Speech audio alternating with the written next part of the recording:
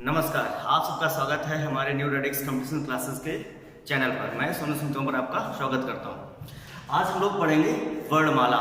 इससे पहले आपने पढ़ा था हिंदी का सामान्य परिचय। आज हम लोग पढ़ेंगे हिंदी वर्णमाला और हिंदी वर्णमाला का समग्र अध्ययन करेंगे। एक भी प्रश्न इससे छूटेंगे नहीं, आप देखेंगे बिल्कुल नए तरीके से हम लोग पढ़ेंगे और हर एक क्वेश्चन को इसमें समावेशित कर लेंगे ताकि आपको अन्य मटेरियल को देखना ना पड़े। चलिए आइए शुरू करते हैं वर्णमाला। तो वर्णमाला में देखिएगा सबसे पहले पढ़ना क्या है। तो सबसे पहले मैं आपको पॉइंट बता देता हूं, आपको पढ़ना क्या क्या है, क्वेश्चन कहां कहां से पुट अप होते हैं। चलिए पहला बताते हैं आपको। पहले नंबर पे आपको पढ़ना है वर्णमाला यानी वर्णों का स्वरूप। क्या पढ़ना है? वर्णों का स्वरूप पढ़ना है। नंबर 2 पे पढ़ना है हिंदी के वर्ण। हिंदी के वर्ण कौन होते हैं? स्वर और व्यंजन। क्या पढ़ना है? स्वर और व्यंजन। नंबर 3 पे पढ़ना है आपको है अनुस्वार और अनुनासिक। क्या पढ़ना है? अनुस्वार और अनुनासिक। नंबर 4 पे क्या पढ़ना है? पंचमाक्षर पढ़ना है। क्या पढ़ना है? पंचमाक्षर और अनुस्वार। पंचमाक्षर और अनुस्वार पढ़ना है। नंबर 5 पे क्या पढ़ना है? वर्णों का उच्चारण। वर्णों का उच्चारण पढ़ना है ना। नंबर 6 पे क्या पढ़ना है? बलाघात। बलाघात को ही कहते हैं हम लोग हैं स्वराघात कहते हैं। ठीक है। आफ्टर दैट हम लोग पढ़ेंगे 7th नंबर पे अनुतान। अनुतान। 8 पे पढ़ेंगे संगम। 9 पर पढ़ेंगे युग्मक ध्वनियां। युग्मक ध्वनियां। और 10 पर पढ़ेंगे संप्रक ध्वनियां। संप्रक ध्वनियां।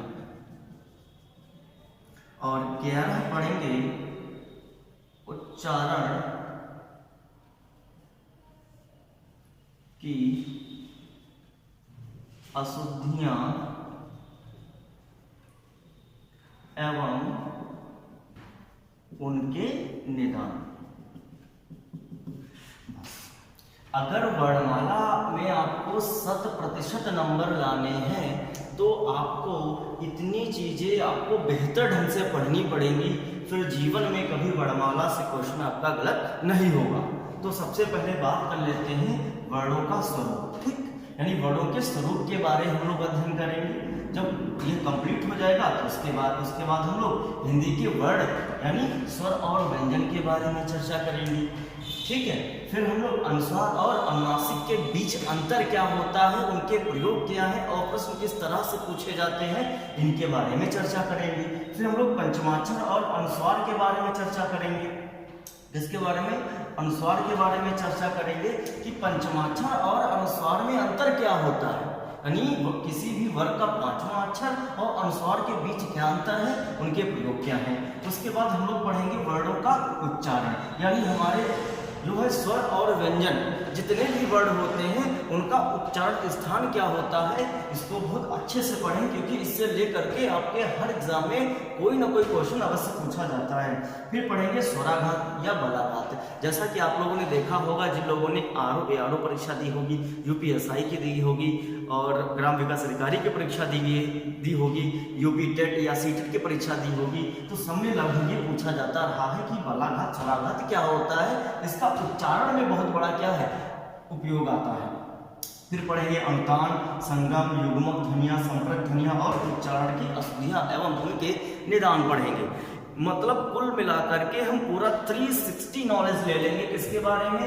वर्णमाला के बारे में। अगर वर्णमाला आपने अच्छे तरीके से पढ़ लिया तो इससे संबंधित अगले 3 चैप्टर और बहुत बेहतरीन तरीके से क्लियर कर लेंगे।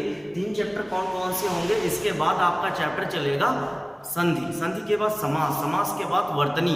यानी अगर वर्णमाला आपने अच्छे से पढ़ लिया है तो 3 चैप्टर अगले आप बहुत ही आसानी से पढ़ लोगे।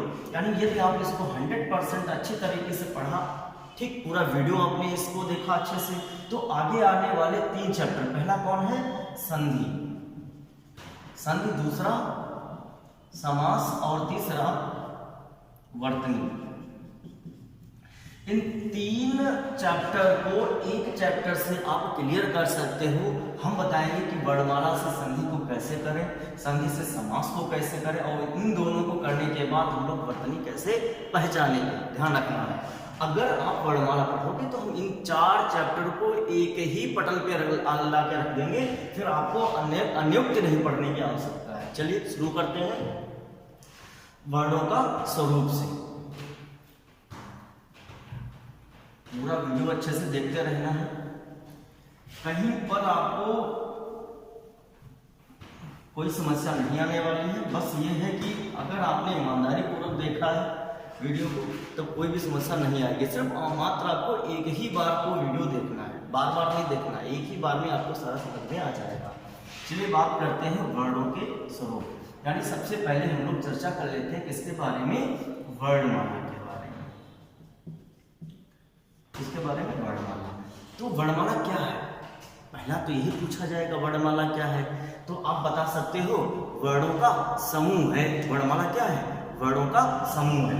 अगर फिर पूछा जाएगा कि वर्णमाला की परिभाषा क्या है, तो आप क्या बताओगे? वर्णों के व्यवस्थित समूह को वर्णमाला कहते हैं। वर्णों के व्यवस्थित समूह को वर्णमाला कहते हैं। अगर परिभाषा पूछ ली जाए कि वर्णमाला किसे कहते हैं, तो आप बता सकते हो वर्णों के व्यवस्थित समूह को कहते हैं। अगर दूसरा प्रश्न ये पूछ लिया जाए कि वर्णमाला का जो निर्माण होता है वह किससे होता है? वर्णमाला का निर्माण किससे होता है? आपको पता होगा वर्णमाला का निर्माण जो है स्वर और व्यंजनों के मेल से, स्वर और व्यंजनों के मेल से जो है किसका निर्माण होता है? वर्णमाला का निर्माण होता है। बात समझ में आ गई?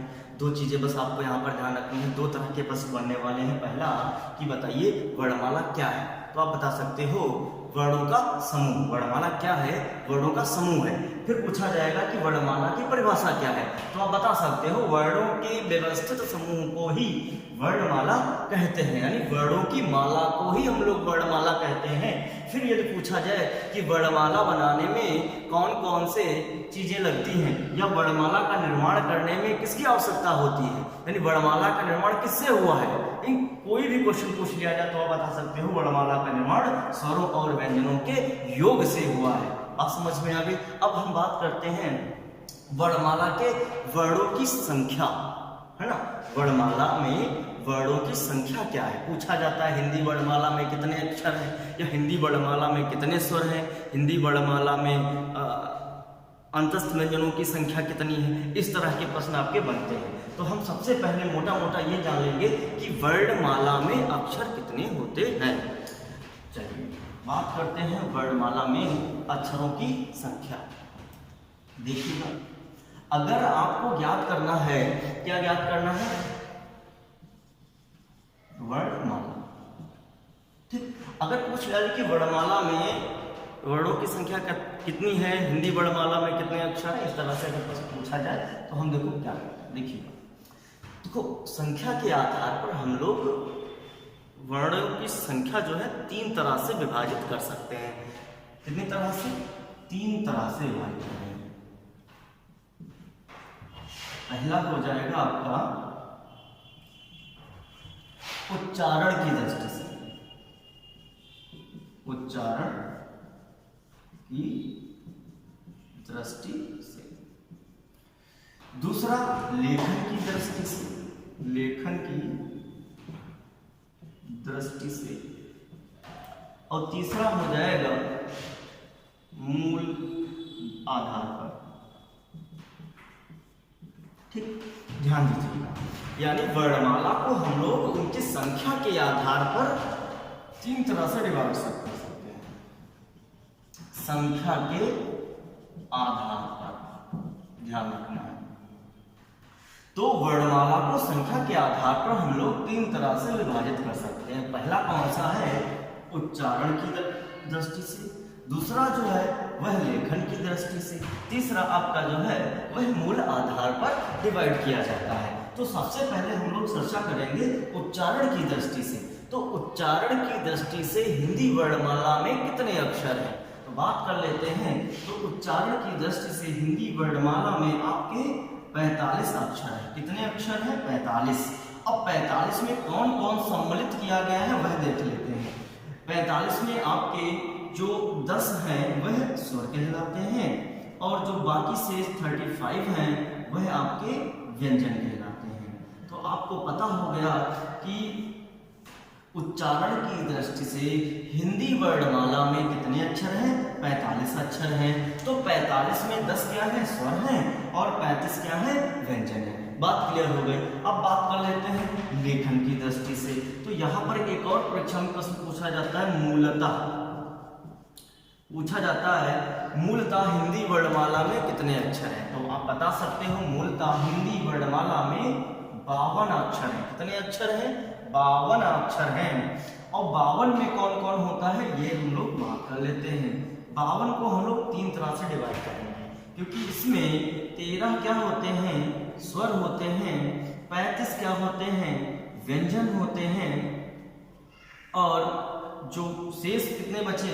4 संयुक्त व्यंजन कहलाते हैं। क्या कहलाते हैं? संयुक्त व्यंजन कहलाते हैं। तो आपको अच्छे से पता हो गया कि लेखन की दृष्टि से यह मूल आधार पर हिंदी वर्णमाला में कितने अक्षर होते हैं। तो आप बता सकते हो 52 अक्षर होते हैं। कितने अक्षर होते हैं? 52। 52 में से 13 स्वर होते हैं, 35 व्यंजन और 4 संयुक्त व्यंजन होते हैं। चलिए आगे बात कर लेते हैं मूल आधार पर। ठीक, तो कई बार परीक्षा में पूछा जा चुका है कि मूल आधार पर हिंदी वर्णमाला में कितने अक्षर होते हैं।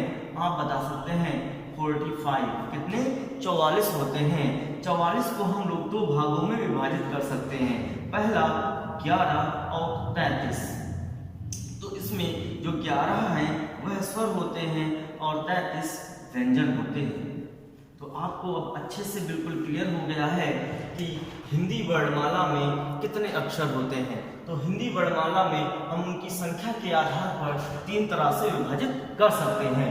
पहला जो है उच्चारण की दृष्टि से, दूसरा लेखन की दृष्टि से या मूल आधार पर, मूलतः की दृष्टि से, या और तीसरा जो है मूल आधार पर। उच्चारण की दृष्टि से हम लोग 45 अक्षर लेंगे। लेखन की दृष्टि से हम लोग क्या करेंगे? 52। यानी जब हम कोई लिखते हैं, स्टोरी लिखते हैं यानी कहानी लिखते हैं, या कोई निबंध लिखते हैं, या हम कुछ भी हिंदी में यदि लिखते हैं तो हम लोग टोटल 52 अक्षरों का प्रयोग करके ही कोई कहानी, निबंध या स्टोरी लिखते हैं। मूल आधार पर यदि पूछा जाए तो 44 होगा।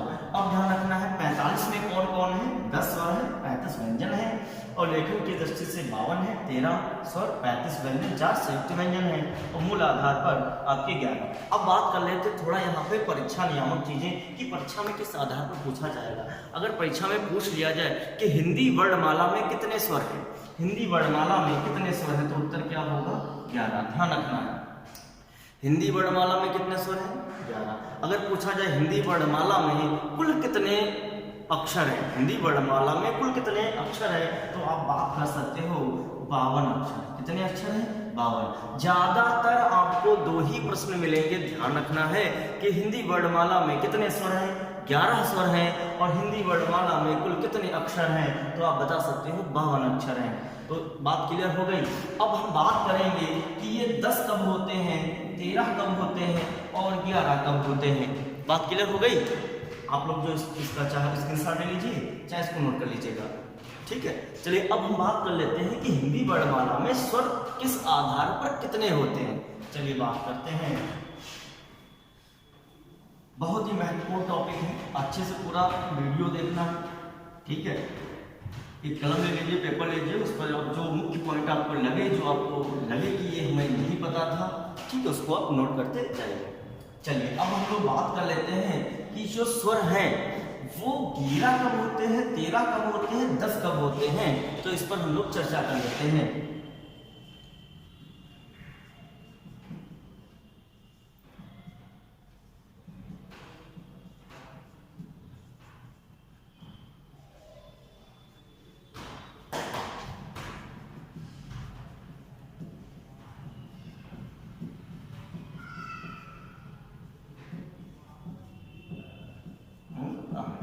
ठीक, तो ये कुल हमारे कितने हैं 13।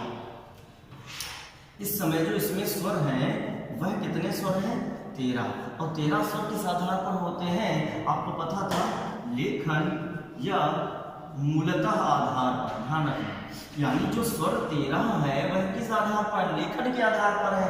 यहाँ हमने लिखे कितने हैं 13 ही लिखे हैं, लेकिन हमने भी बताया है कि उच्चारण के आधार पर 10 होते हैं और आपके जो मूल आधार पर वह 11 होते हैं, परीक्षा में भी पूछा जाता है। तो बात कर लेते हैं 10 कब होते हैं और 11 कब होते हैं। चलिए शुरू करते हैं कि ये अंग जो लिखा हुआ है इसे क्या कहते हैं, अनुस्वार कहते हैं। क्या कहते हैं, अनुस्वार कहते हैं। अह जो है वह विसर्ग कहलाता है। क्या कहलाता है, विसर्ग कहलाता है। बात क्लियर होगी, यानी यह वाला जो अंग है ये क्या कहलाएगा, अनुस्वार, और ये क्या कहलाएगा, विसर्ग। ध्यान रखना, और इन दोनों को क्या कहा जाता है, इन दोनों को कहा जाता है अयोगवाह। जब हम अनुस्वार और विसर्ग को दोनों को आपस में मिला देते हैं तब इनको क्या बोला जाता है, अयोगवाह। अयोगवाह का मतलब क्या है, ध्यान दीजिएगा। जो अयोगवाह लिखा है इसमें आ एक क्या है, ये विसर्ग है। क्या है, विसर्ग। और कैसा विसर्ग है, नकारात्मक। कैसा विसर्ग है, नकारात्मक। नकारात्मक का मतलब होता है, यानी ज्यादातर अगर किसी भी सकारात्मक शब्द के पहले अविसर्ग को जोड़ देंगे तो उस शब्द का जो अर्थ होगा वह नकारात्मक हो जाएगा। जैसे क्या लिखा हुआ है, धर्म। धर्म एक कैसा शब्द है, सार्थक शब्द है और सकारात्मक अर्थ दे रहा है। यदि हम अ नामक विसर्ग जोड़ देंगे धर्म के पहले तो क्या हो जाएगा, अधर्म। तो अधर्म एक क्या है, शब्द है, सार्थक शब्द है, लेकिन जो इसका अर्थ है वह कैसा है, नकारात्मक है। ठीक, बात समझ में आ गई। योग का मतलब होता है जोड़ना। योग का मतलब क्या होता है, जोड़ना। यानी यहाँ पर क्या, अयोग, यानी योग नहीं हुआ है किसमें, स्वरों में। किसका, अनुस्वार और विसर्ग का। ध्यान रखना, यानी ये स्वर होते हुए भी स्वरों में जोड़े नहीं जाते हैं, इसलिए इनका नाम जो है वह क्या है, अयोगवाह है। तो बात समझ में आ गई, यानी 13 स्वर थे, उनमें से 2 स्वर क्या हो गए, हटा दिए गए, तो कितने बचे, 11। तो 11 किस आधार पर आ गए, मूल आधार पर आ गए। बात क्लियर हो गई। चलिए अब बात कर लेते हैं उच्चारण की दृष्टि से जो है 10 किस तरह से होते हैं, देखिएगा। अब एक और आपका वर्ड है री, इसको पढ़ा क्या जाता है, री पढ़ा जाता है। तो जब उच्चारण करते हैं तब हम व्यंजन का उच्चारण कर रहे होते हैं, ना कि हम लोग स्वरों का। ठीक, तो अब उच्चारण की दृष्टि से, उच्चारण की दृष्टि से जो री है वह क्या है, व्यंजन में चला जाता है। क्या हो जाता है, व्यंजन में चला जाता है, इसलिए उच्चारण की दृष्टि से री को व्यंजन माना गया है। इसलिए हम लोग जो है उच्चारण की दृष्टि से कितने स्वर रखते हैं, 10 स्वर रखते हैं। तो आपको बात पता चल रही होगी कि लेखन की दृष्टि से कितने स्वर होते हैं, 13। उच्चारण की दृष्टि से कितने होते हैं, 10, और मूल आधार पर कितने होते हैं, 11 होते हैं। तो बात एकदम आपकी क्लियर कट हो गई है। चलिए अब हम बात कर लेते हैं जो कि बहुत महत्वपूर्ण है कि लेखन के आधार पर आपके टोटल जो अक्षर होते हैं वह 52 होते हैं। तो 52 अक्षरों में कौन कौन सम्मिलित होते हैं इस पर चर्चा कर लेते हैं, जो कि बहुत महत्वपूर्ण विषय है। तो इसलिए हम उस पर भी आपकी चर्चा करेंगे। ध्यान रखना है कि लेखन के आधार पर कितने होते हैं, लेखन के आधार पर 52 वर्ण होते हैं। कितने होते हैं, 52 वर्ण होते हैं। तो सबसे पहले हम ये देख लेते हैं कि 52 वर्णों में सम्मिलित कौन कौन होते हैं। जो बात करते हैं सबसे पहले इसमें स्वर सम्मिलित होते हैं। तो स्वर कितने होंगे, 13 होंगे। कौन कौन से होंगे देखिएगा,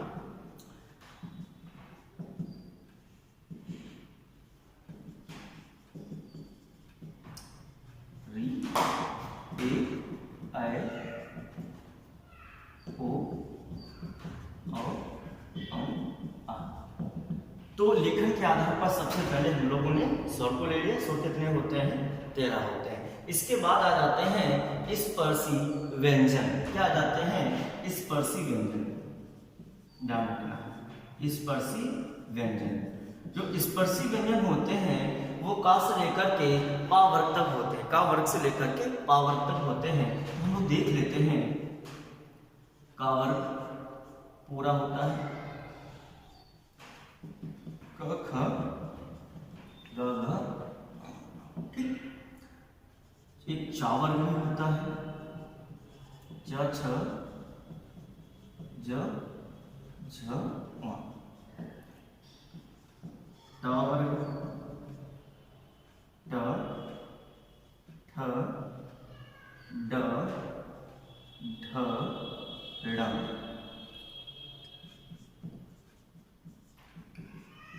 त थ द ध और न,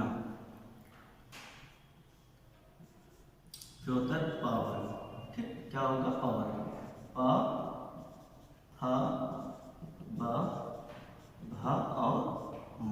बात क्लियर हो गई? ठीक। तो आपने सबसे पहले देखा कि लेखन के आधार पर हमने किसको सम्मिलित किया? स्वरों को सम्मिलित किया, उसके बाद स्पर्शी व्यंजन को सम्मिलित किया। अब बात कर लेते हैं, इसके बाद आता है अंतस्थ। क्या आता है? अंतस्थ। जो अंतस्थ व्यंजन होते हैं वह कौन कौन होते हैं? य, र, ल और व। अंतस्थ क्या होते हैं? य, र, ल, व। इसके बाद हम लोग सम्मिलित करते हैं, ऊष्म को सम्मिलित करते हैं। ऊष्म व्यंजन इसको सम्मिलित करते हैं, ऊष्म व्यंजन को सम्मिलित करते हैं। श, स और ह। फिर हम लोग संयुक्त व्यंजन को सम्मिलित करते हैं, संयुक्त व्यंजन। संयुक्त व्यंजन को सम्मिलित करते हैं। संयुक्त व्यंजन कितने होते हैं? 4 होते हैं। कौन कौन से? छ, त्र, ज्ञ और स्र। छ, त्र, ज्ञ और स्र। इसके बाद आ जाते हैं अयोगवा, द्विगुण व्यंजन, सॉरी द्विगुण व्यंजन, द्विगुण व्यंजन, द्विगुण व्यंजन। द्विगुण व्यंजन कौन कौन से होते हैं? एक होता है ड और दूसरा होता है ढ। चलिए अब हम काउंट कर लेते हैं, देख लेते हैं क्या 52 अक्षर हो गए? तो हमारे ये कितने हो गए? 13, ये सब हो गए। ये कितने हो गए? ये 25 यानी 25 होते हैं। अंतस्थ व्यंजन 4 होते हैं, ऊष्म भी 4 होते हैं, संयुक्त 4 होते हैं और ये 2 होते हैं। देख लेते हैं, 4, 4, 8, 4, 12, 12, 2, 14 और 14 और 13 कितना होगा? 4, 3, 7 यानी 27 और इसमें 25 जोड़ देंगे तो 7, 5, 12 का 2, 2, 4, 1, 5। तो आपने देखा वर्णमाला में लेखन के आधार पर कितने अक्षर होते हैं? 52 वर्ण होते हैं। कितने वर्ण होते हैं? 52 वर्ण होते हैं, जिनमें स्वरों की संख्या 13 होती है, ऊष्म व्यंजनों की संख्या 25 होती है। अंतस्थ व्यंजन 4 होते हैं, ऊष्म व्यंजन 4 होते हैं, संयुक्त व्यंजन 4 होते हैं, द्विगुण व्यंजन जो होते हैं वह 2 होते हैं। तो सभी को जोड़ने पर हमारे वर्ण कितने हो रहे होते हैं? 52 बन रहे होते हैं। तो हमारे ख्याल से आपको चीजें समझ में आई होंगी कि वर्णमाला क्या है, यानी वर्णमाला का स्वरूप क्या है, वर्णमाला में कितने अक्षर होते हैं और लेखन के आधार पर कितने होते हैं, उच्चारण के आधार पर कितने होते हैं, मूल आधार पर कितने होते हैं और 52 जो अक्षर होते हैं उसमें सम्मिलित कौन कौन होता है। आप देख सकते हैं 52 वर्णों में हम लोग इनको सम्मिलित करते हैं। चलिए अब बात कर लेते हैं, अब बात करेंगे हम लोग इसके बारे में, स्वर के बारे में। स्वर के बारे में हम लोग विशेष रूप से चर्चा करेंगे क्योंकि स्वर और व्यंजन दोनों बहुत ही महत्वपूर्ण विषय हैं।